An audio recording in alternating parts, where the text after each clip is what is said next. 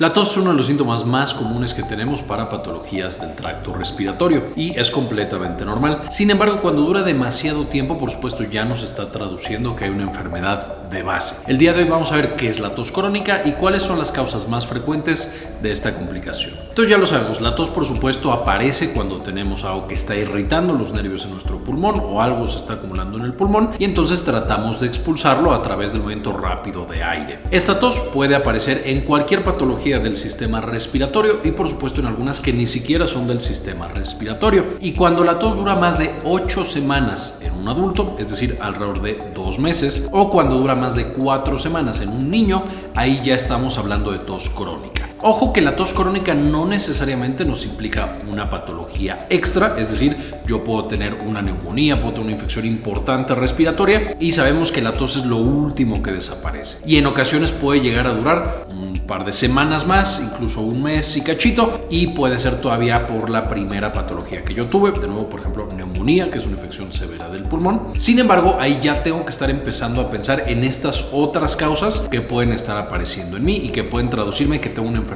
extra. Esta tos crónica también puede llevarnos a complicaciones muy particulares. Puede llevarme a dolor de cabeza intenso, puede llevarme a vómito, a desmayarme e incluso a lastimarme las costillas por el esfuerzo tan grande que estoy haciendo para limpiar esos pulmones que en una de esas ni siquiera necesitan que se limpien a través de la tos. Y entonces hoy vamos a ver 6 de las principales causas que me llevan a esta tos crónica de más de 8 semanas en adultos o 4 semanas en niños.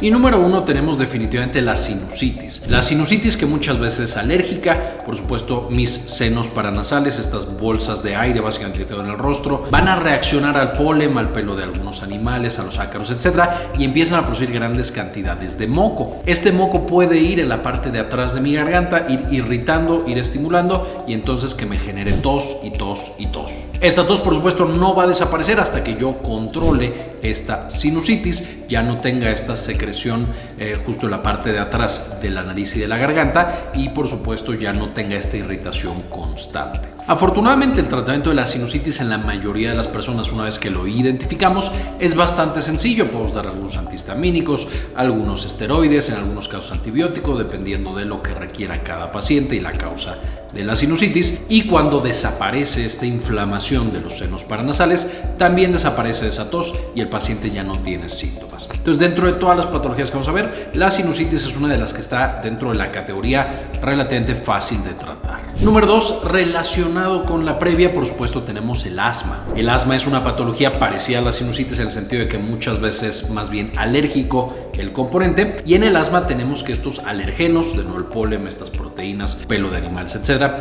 llega hasta nuestros pulmones y en nuestros pulmones causa una irritación porque de nuevo el pulmón lo detecta como un patógeno, hace una reacción inflamatoria y entonces se llena de moco, se cierra y tenemos una serie de manifestaciones. Por supuesto, el asma va a caracterizarse por esta dificultad para respirar. En algunas ocasiones, cuando es severo, puede bajar incluso la oxigenación. Vamos a tener tos que no es productiva, usualmente es tos seca. Yo estoy tose y tose y tose, y cuando yo saco el aire, muchas veces puedo incluso escuchar como un silbidito que generan los pulmones de ese paciente. El asma, parecido a la sinusitis, es más o menos sencillo de tratar. Muchos de los pacientes van a responder muy bien a los tratamientos. Son los famosos inhaladores, entonces literal que ponemos en la boca y que nos damos disparos, muchas veces con una cámara espaciadora, respiramos ese gas y el gas tiene algo que abre directamente los bronquios, que hace que no se produzca tanto moco y que nos permite respirar de manera más sencilla. Usualmente cuando rompemos ese broncoespasmo también se quita la tos del paciente. El asma, sin embargo, muchas veces es mucho más crónico en el sentido de que necesitamos frecuentemente estar administrando estos disparos y por supuesto eso es lo que mantiene controlado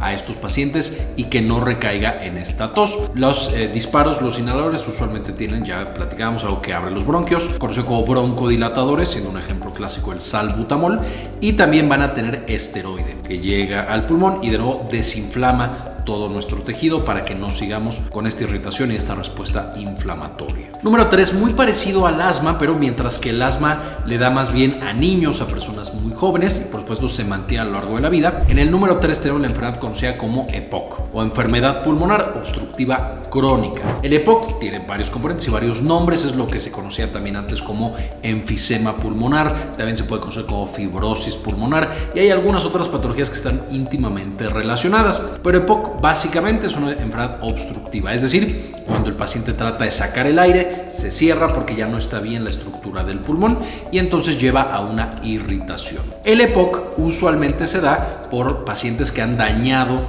la vía respiratoria a través de diferentes toxinas o diferentes irritantes. El clásico siendo, por supuesto, el humo de tabaco, es decir, un paciente que fumó por muchos años, ese humo de cigarro va destruyendo el pulmón y llega un punto en el que debutamos con EPOC, enfermedad pulmonar obstructiva crónica. Estos pacientes van a tener de nuevo algo parecido al asma en el sentido de que tienen tos que usualmente no es productiva, van a tener también esta sibilancia, estos ruidos cuando están sacando el aire, van a tener que se acumula el oxígeno y el aire justamente en el tórax que ya no lo pueden sacar y también por el daño que han tenido al pulmón van a tener infecciones frecuentes y a veces graves del pulmón. Entonces aquí es un poquito complicado porque tenemos un paciente que de base está tosiendo porque está irritado el pulmón, porque está siendo dañado, pero además los pacientes con EPOC tienen exacerbaciones, es decir, cada X meses tienen la presencia de una infección que empeora, transforma de una tos no productiva, es decir, que no sale nada, que solo está irritado el pulmón, a una tos ahora sí productiva por una nueva infección que ha atacado ese pulmón.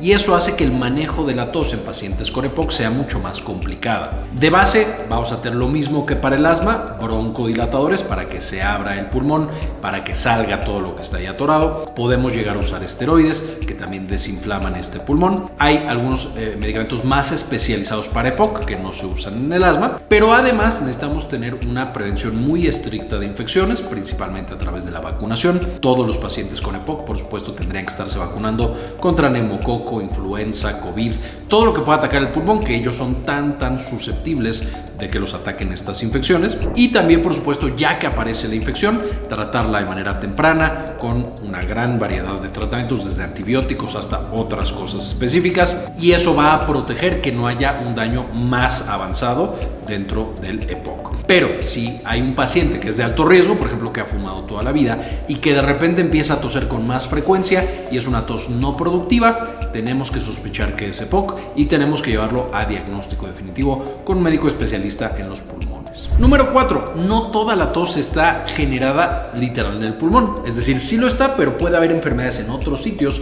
que nos llevan a tos. Y de las más frecuentes es, por supuesto, el reflujo gastroesofágico. El reflujo gastroesofágico es: mi estómago se llena de comida, esta comida a lo mejor no la puedo retener porque lo que está arriba del esófago, la conexión entre esófago y estómago, no cierra bien, se regresa la comida, va a mi pulmón y lo irrita. Entonces, un paciente con reflujo, una de las manifestaciones que puede presentar frecuentemente es la tos crónica. Es un paciente que está tosiendo todo el tiempo, especialmente después de que comió. Entonces, come, pasa cierto tiempo, empieza así como a aclararse la garganta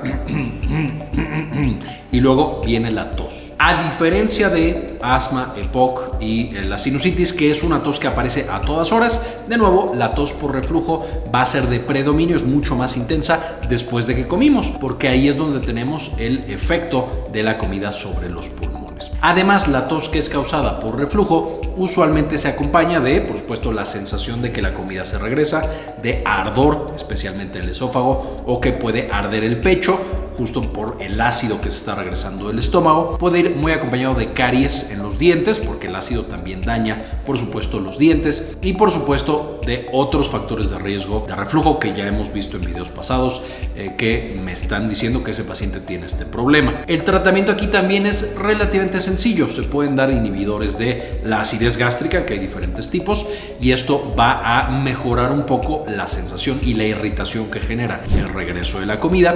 De pronto se puede llegar a dar cosas para facilitar el movimiento estomacal. Y finalmente, en pacientes que tienen un reflujo muy severo, puede incluso llegar a operarse. Y entonces se hace ahí una ligadura especial con el estómago, en el cual es mucho más difícil o evita básicamente que la comida se regrese. Y es básicamente un tratamiento definitivo para el reflujo y para la tos que está generada por reflujo gastroesofágico. En el número 5 ya habíamos platicado de infecciones. La neumonía, por ejemplo, nos puede dejar tos por mucho tiempo después de que se quitó, pero vamos a tener en particular algunas infecciones que llevan a que sean crónicas y a que tengamos tos todo el tiempo.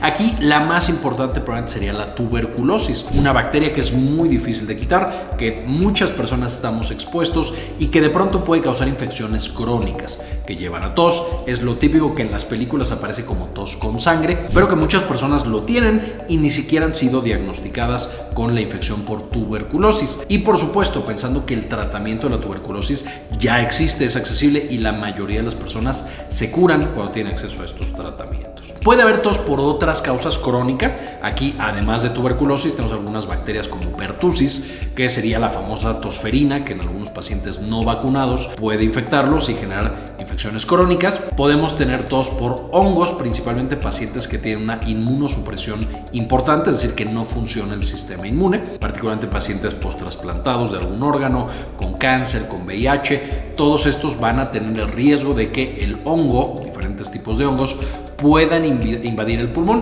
y entonces se genere tos por mucho tiempo hasta que, por supuesto, una vez más se llega al diagnóstico y se dé el tratamiento correcto. En el número 6 tenemos medicamentos. Hay medicamentos que directamente pueden causar tos, de los cuales probablemente los más conocidos son los antihipertensivos, inhibidores de la enzima convertidora de angiotensina, también conocidos como IECAS. Que aquí tenemos el captopril, enalapril y todos los que acaban en pril. Estos lo que hacen es, son muy buenos para bajar la presión arterial porque inhiben una enzima que hace que nuestra presión suba, pero al mismo tiempo, al inhibir a esa enzima, se acumulan cosas particularmente en el pulmón que lo irritan y que nos causa tos. El gran problema es, una vez que apareció la tos asociada a estos medicamentos, es muy difícil de manejar. Esencialmente lo que hacemos en la mayoría de los casos es quitar ese medicamento y cambiarlo por otro. La buena noticia es, por supuesto, los pacientes, cuando les quitas el medicamento, desaparece la tos, y que incluso medicamentos que están más o menos parecidos puede no aparecer tos, particularmente los bloqueadores de los receptores de angiotensina. Aquí, por ejemplo, el losartán sería un ejemplo. Tenemos que no generan tos. Solamente es este grupo muy particular, IECAS, que generan tos. Y también, importante decir, no todos los pacientes con IECAS van a tener tos. Más o menos entre el 10 y el 40%. Es decir, hay muchos que pueden tomar el medicamento que es muy seguro y que no les da tos. Pero una vez más, si ya les apareció la tos, va a ser muy difícil que continuemos con ese tratamiento. Casi siempre lo tenemos que cambiar. Y número 7, si apareció una tos, sigue y no encontramos ninguna de las causas que previamente mencioné, por supuesto también tenemos que tener en mente el cáncer, particularmente el cáncer de pulmón, un tumor primario de pulmón, pero también recordar que muchos cánceres en otras partes del cuerpo pueden dar metástasis a pulmón.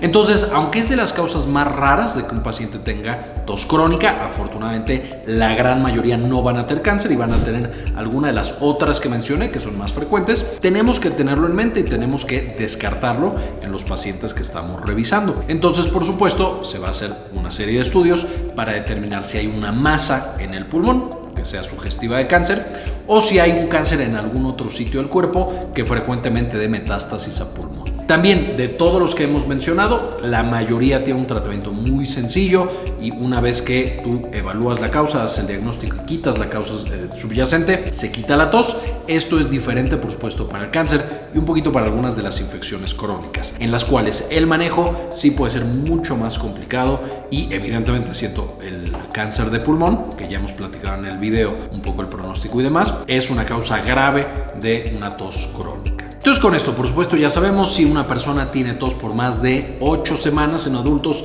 y 4 semanas en niños, tenemos que estudiarlo. Es posible que tenga alguna de estas otras causas y que la tos se pueda quitar y que nos esté indicando que hay algo que no está funcionando bien. Es importante estar prevenidos, acudir con nuestro médico y revisarnos muy bien. Y esta es esencialmente la información.